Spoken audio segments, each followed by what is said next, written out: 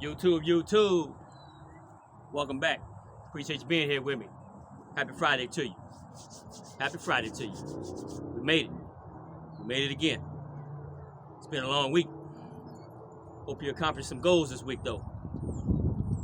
Hope you wrote them down. Hopefully you actually met them. Made them happen. Hopefully you got some exercise in this week. You know what I'm saying? You gotta do that for yourself. You don't take care of yourself, you won't be here too much longer. But it's a good Friday today. Figured I'd bring you a couple quick stories. We're gonna label this Trucker Tales. Me being a truck driver. Trucker Tales. I was thinking back, man, back in the day, I used to run out of state sometimes. And when I used to haul cars, I was in a big rig, 18-wheeler, hauling 8, 9, sometimes 10 cars, depending on the size and whatnot.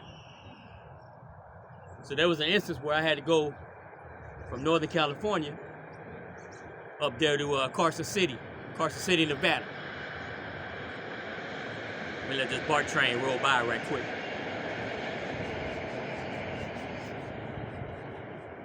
But like I was saying, I had to make a trip, deliver some new cars from the Bay Area, Northern California, up to Carson City, Nevada. Now this had been the first time I was making this trip to Carson City, Nevada. I had been to Reno once or twice prior to this. So at this time, I'm depending on what we call TomTom GPS system. That was the thing to have back in the day. I'm probably dating myself, you know what I'm saying? But the TomTom was a dash-mounted GPS system. It was the coolest thing going at that time. You know what I mean? I forget what year it was. Coolest thing going, though. But I didn't have the trucker version. You know what I'm saying?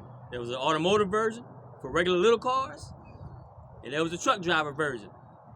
At the time, I couldn't afford the truck driver version. But I'm trusting it. You know what I'm saying? I'm trusting it like every other time. It's got me where I need to go. Every time. But again, I never been to Carson City, Nevada. So I type in a little location. I start heading down to 80. I'm rolling, you know what I'm saying? Down to 80 East. Or up to 80 East, should I say. I'm thinking in my mind that I got to continue on 80 East into Reno. And then from there, cut across, to Carson City, do what I need to do at that point. But again, I'm trusting in TomTom, baby.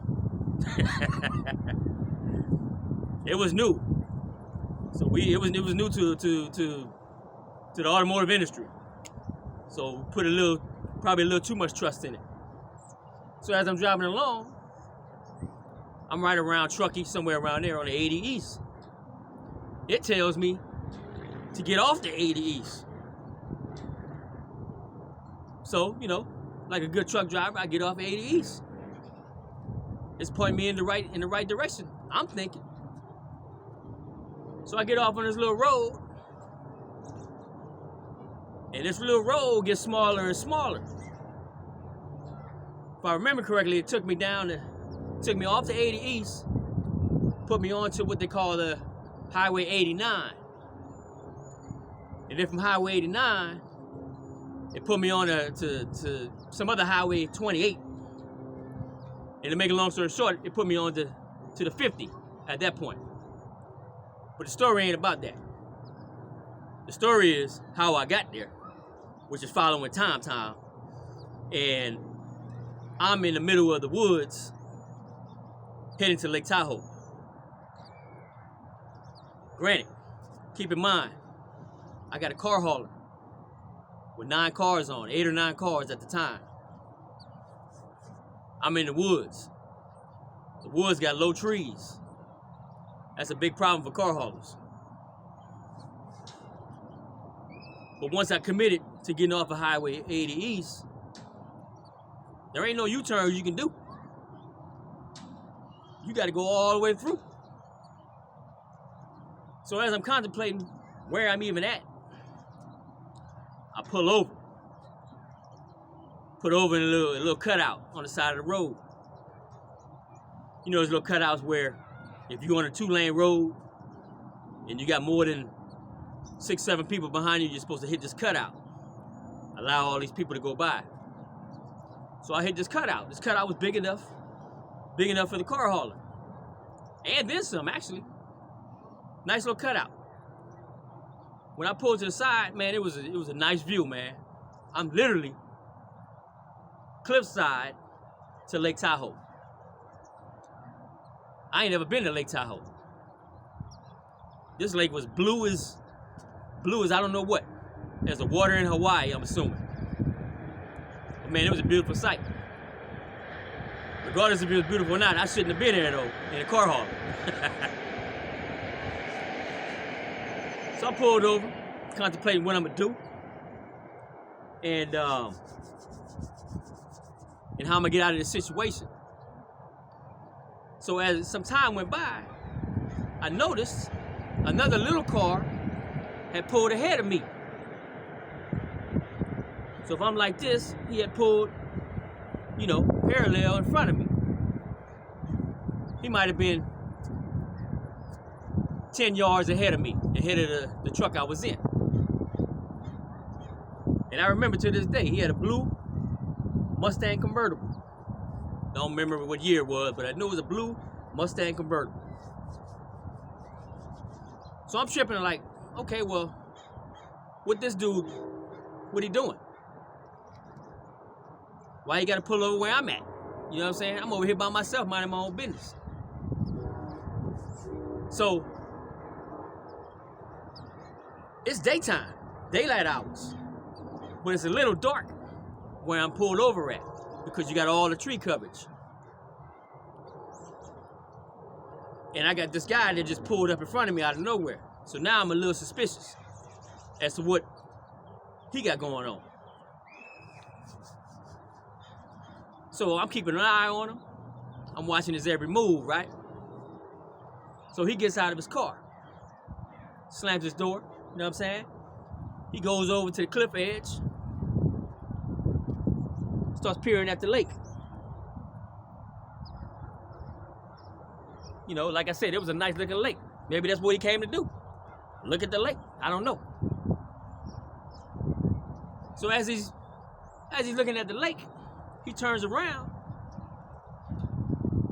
and looks at me, sitting in the driver's seat of my truck. I'm thinking, what the hell are you looking at me for? Turns back around, he looks at the lake again. Check this out though. He starts taking about 3, 4, 5 steps closer to my truck, looking out over the lake again. When he's done looking at the lake, he turns back,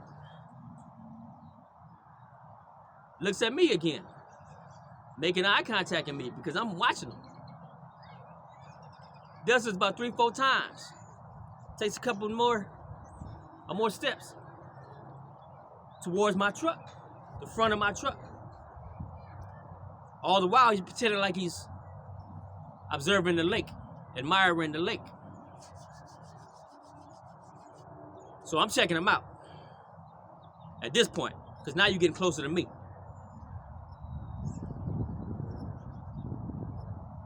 And trust and believe when I say I was ready for whatever. And if you're from the streets, when I say I'm ready for whatever, you know what I mean. So at this point in time, my senses is on point, and I'm ready for whatever. So he done made his way over to the passenger side of the truck I'm in. And I could barely see him at that point because he was a short dude. No offense to short dudes, because you got one right here, you know what I'm saying? But we ain't tripping on all that. But anyway, he gets to the side of my truck, and all I can really see is the top of his head. So at this point, I want to know what you're doing on the side of my truck, right? That's what anybody gonna think. That's what anybody gonna do. They're gonna wonder what's going on the side of the truck, especially when they can't see you.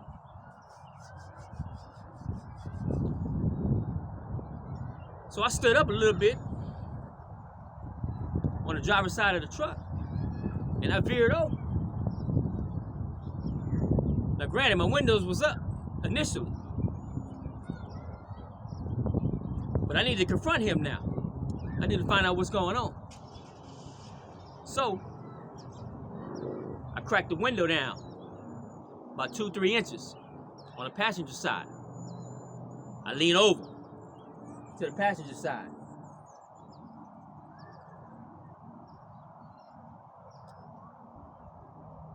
Before any words was even said, from him to me, or from me to him, he looks up at me, looking down at him, and he pulls one of these numbers.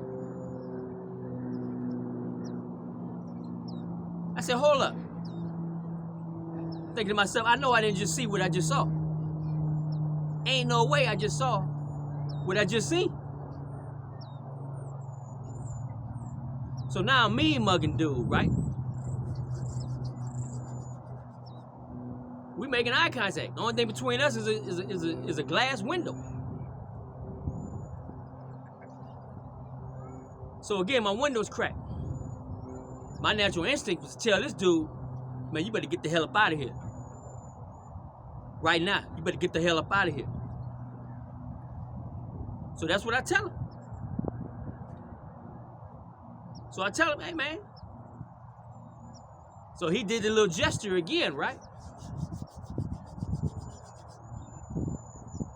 Once again, I pointed, get the hell away from me, get the hell up out of here. So he slowly turns around, pretend he's looking at the lake again, you know, casually. Walk back to his little Mustang, you know what I'm saying? Little blue convertible Mustang. Got in his little Mustang, drove up out of there.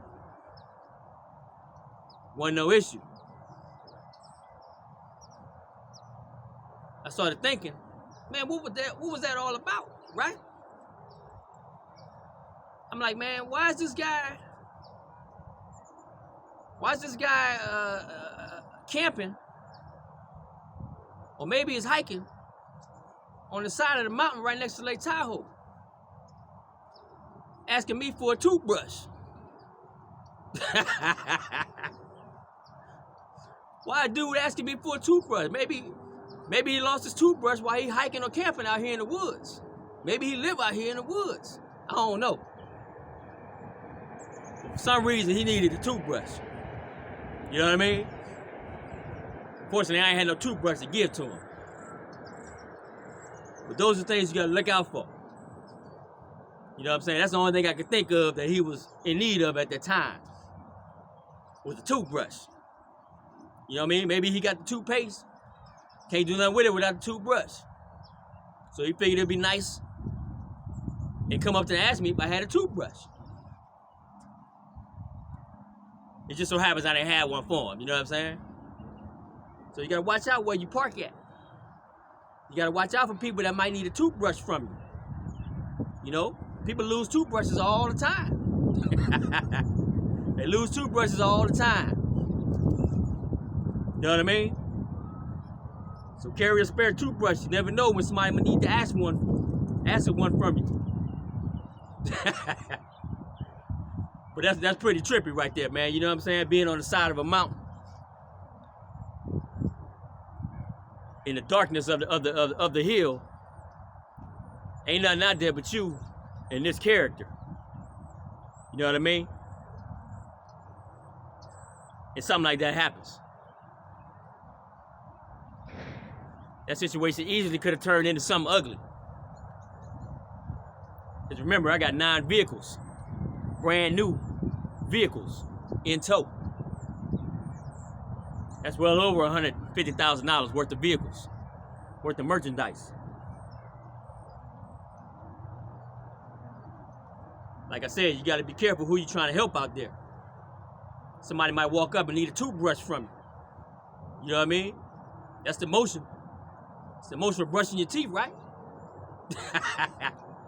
Y'all know I'm just pulling your leg, man. You know I'm pulling your leg.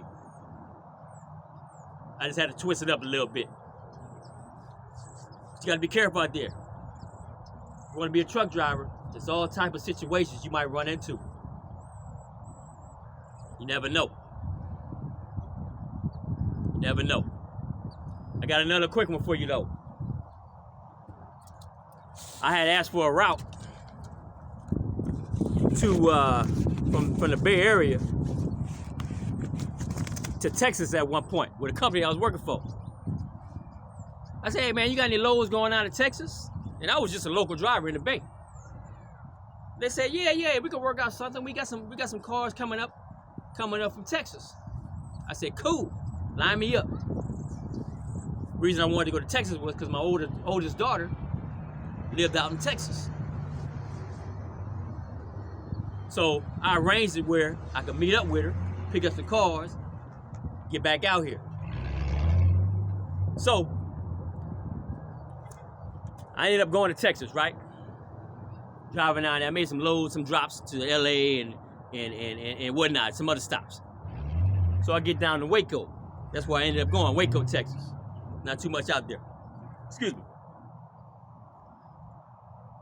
Visit my daughter that I ain't seen. I usually make a trip out there every summer to visit her. The whole time she was growing up and I wasn't in her life, but I would visit her every summer. That's to the lady that thought I was a deadbeat from another post I made, another video I made. Every summer I used to go out there, fly out there, catch a train out there, bring a load of work out there. That's what I did. Try my best to make time for my daughter. So anyway, I get to Texas. I meet my daughter at her high school. Like they say, everything is big in Texas. The high school was humongous. So I met her out there with the car hauler, you know what I'm saying? The 9-car car hauler. Even let her drive it right quick in this huge parking lot with no obstructions. I think she'll remember that for the rest of her life. You know what I'm saying? What young girl has driven a car hauler before? No cars on it, for the record. So anyway, after visiting her, it was time for me to settle down for the night. So I had found this hotel. Excuse me, motel. Let's get it correct. Found this motel, right? Somewhere near Waco. If not in Waco, I don't remember. I don't know if you ever seen the movie Psycho from way back in the day. The Bates Motel. That's where I was at. It wasn't called the Bates Motel, but that's where I was at. Take my word for it. I ended up going to this motel because I ran out of hours. So you have to go and stop wherever you, in the vicinity of where you're at before you go past your hours of work. This was the only motel that was available to me at that time. So, this motel, man, was raggedy, bro. Take my word, it was raggedy. So, but I had to do it. And I didn't have a sleeper on my truck. So, that's why I had to stay for the night, right? So I check in. The whole motel, single level. Ain't no upstairs, downstairs, everything single level. They give you a key, you get an actual key. Ain't no card key, ain't nothing fancy, ain't no scanner, none of that. You get an actual key, old school key, right? Whole outside of the motel is brown. Ain't nothing attractive about this place. Got the old school little one-room counter with the clerk behind it. Bookshelf in the front of the desk with maps, books, Bibles, etc. You know what I mean? Just like the Bates Motel. Just like something you would get killed in. You know what I mean? If you sleep a little too hard. So I get the room for the night, right? I go in the room. Man, let me tell you about this room, man. This room has some brown walls made out of brown vertical slats of fake wood, right? Forget what you call that, some wood paneling. Fake wood. Carpets, brown. Bedspread, brown. Everything in this room was brown. I had a brown old wooden table. The place was, I don't know, they must have rented the place by the hour. I don't know. But it was kind of shady. Very shady to be exact. So I'm looking around, checking out the room, right? I'm like, damn, man, I gotta lay down in this place? You know? So I'm looking over there by the bed. Looking by the bed, right? On the wall, on this brown wall. Guess what's on this brown wall? The biggest brown spider I ever seen in my life. I can't even describe how big and how round this thing was. On the wall, above the headboard of the bed. I'm like, oh, hell no, right? Hell no, I ain't sleeping in this bed, right? But I was tired. So, I'm thinking, man, I ain't never seen a spider that big. So, I'm like, man, I can't even just tell people about this. I gotta show people this spider, man. This spider was huge, right? I ain't gonna say it was a tarantula, but it was up there like that. So I'm like, man, I gotta capture this thing, right? To at least bring it back and show some people, show my peoples, you know what I mean? Look what I found in Texas, man. Like I said, everything's big in Texas. So I still had to take care of it though, regardless. Because ain't no way I'm sleeping in this bed knowing that this spider is right on top of the headboard right there. So I go to capture it, right? I get a, you know how they got the plastic clear cups in there for the water? So I go get this cup, right? It was on this brown, nasty brown table. I go get this cup. And I trap the spider, right? Bam! I got him. He in a cup, right? So I get this napkin. Bam! I slip it behind it, right? I got the spider. I got him. I'm a spider hunter, you know what I'm saying? That day. I got the spider in the cup with a napkin over it, right? I'm like, man, how am I gonna secure this, right?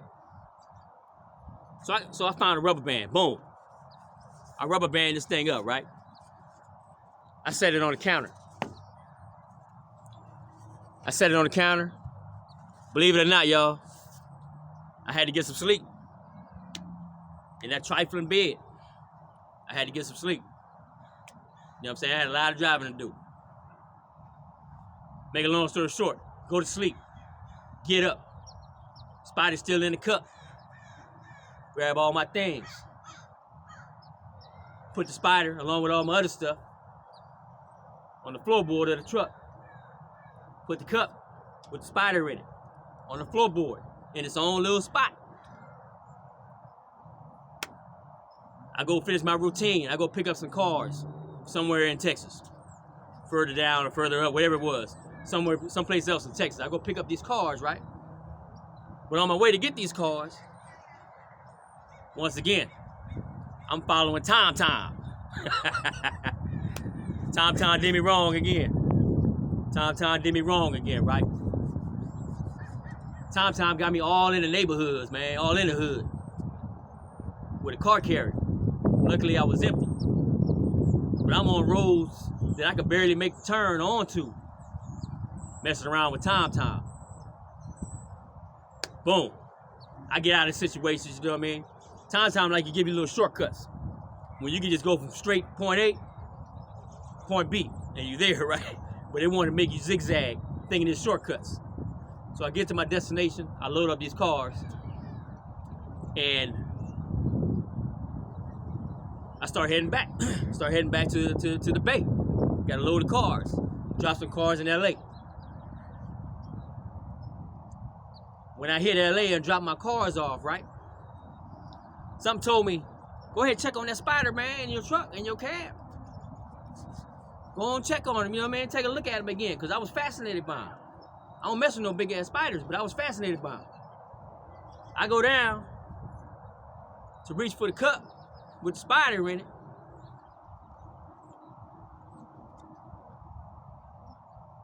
Napkin's still on it. Rubber band still around the napkin. Ain't no spider in the cup. That's right, y'all. Ain't no spider in the cup. What'd that tell you? That tell you that Mr. Big Brown Spider is somewhere in my cab.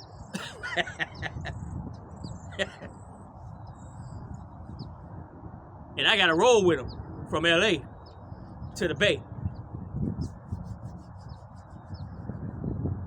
Imagine how that went down.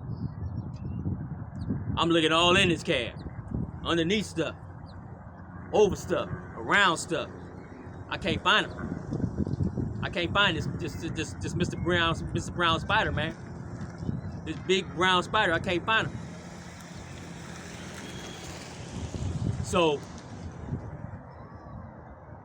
he's just my riding buddy now. We got to become cool. We got to work together. He got to stay on his side, wherever his side is at, and I stay on mine. But to make a long story short, I made it back home. I didn't get bit. To this day, I don't know where that spider ended up at. I don't know if I brought him home with me in the bag.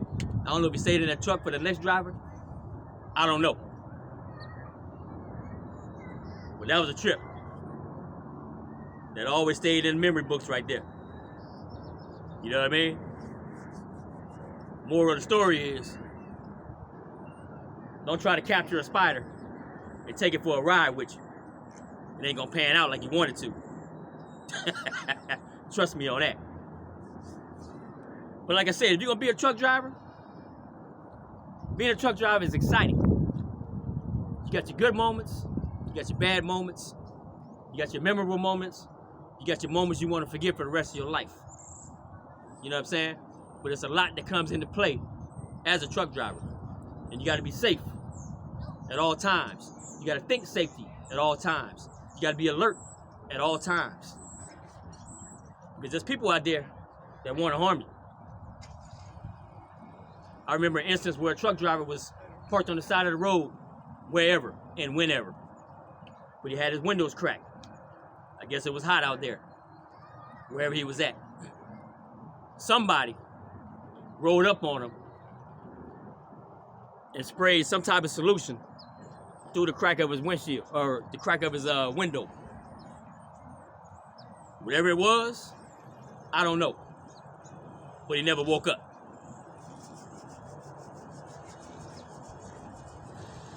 That's what you gotta worry about out there. Devious and shady people that just want to harm you for no reason at all.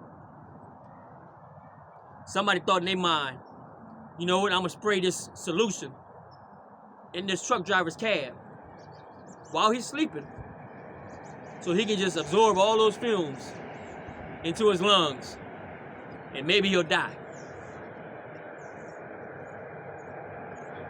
For what reason? For fun? I don't know. But I don't want to find out what the reason is either. I don't want to be the next victim. Depending on what you're hauling. If you're hauling cars, for example, there's instances where the whole truck is robbed from drivers. The entire truck.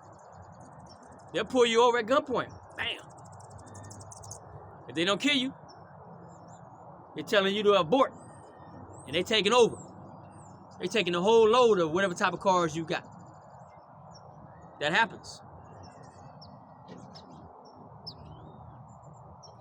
You got to spend the night at truck stops. Occasionally, if you have a sleeper. Sometimes you wake up to truckers that don't wake up. They happen to die in their sleeper of their truck. No one ever knows until the smell comes around. Or until you see a whole bunch of police officers around a certain vehicle, a certain semi-truck. If you see them trying to break into it, that's what they're doing. Trying to get access to that vehicle to get a driver out that's not responding, or that's been there for 2 weeks.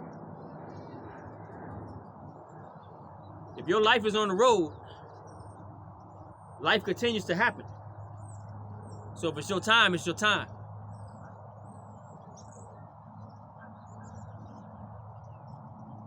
That's going to happen regardless if you're truck driving or you're a school teacher. Doesn't matter.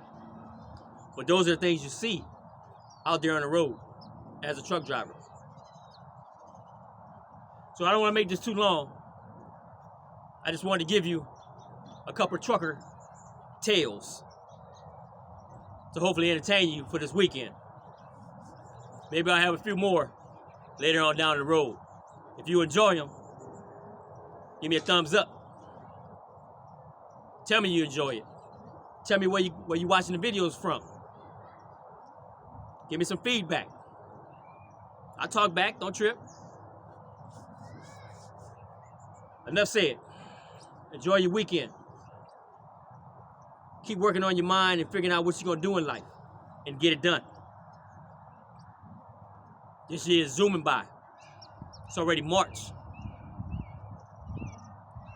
1/4 is already gone of the year. So let's handle it. Let's accomplish it. Everything we need to get done.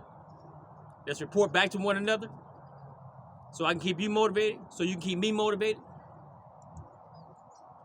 Because we ain't got time to be playing around in 25. We're going to keep it all the way peanut over here. Peace out.